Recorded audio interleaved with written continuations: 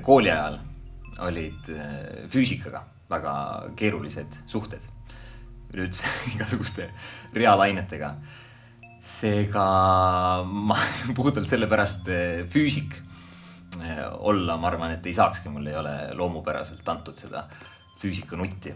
Aga mesinik, ma arvan, et jah, juba sellepärast ma oleksin pigem mesinik. Ja mõlemad ametid tegelevad ju loodusega, aga mulle tundub, et mesinik on võib-olla loodusega otsesemas suhtes. Nii et ma arvan, et juba sellepärast jah, oleksin ma pigem mesinik. Nii füüsikud kui mesinikud töötavad sageli üksinda.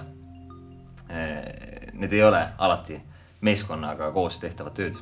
Nii et neid mõlemaid ameteid iseloomustab, ma arvan, kohati teatud isoleeritus.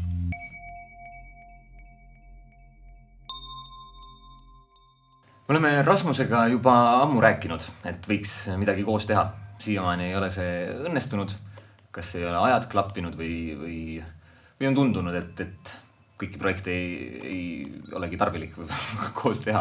Aga mulle tundus, hakates planeerima tähtede seisu, et Rasmuse helikeel sobituks meie teemade ja stiiliga väga hästi.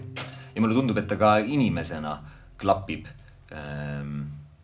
nende teemadega väga kenasti.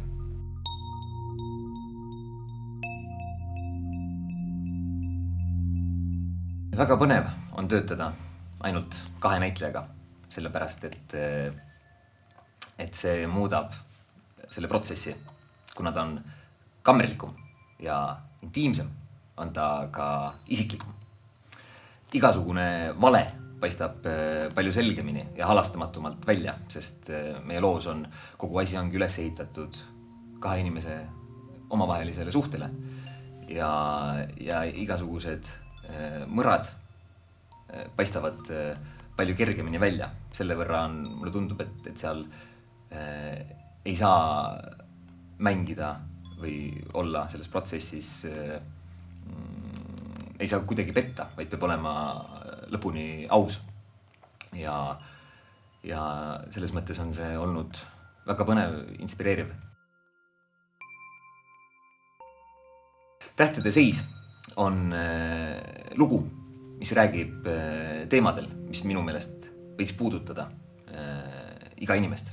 Ta räägib sellistest universaalsetest asjadest nagu armastus, kaotus, aeg,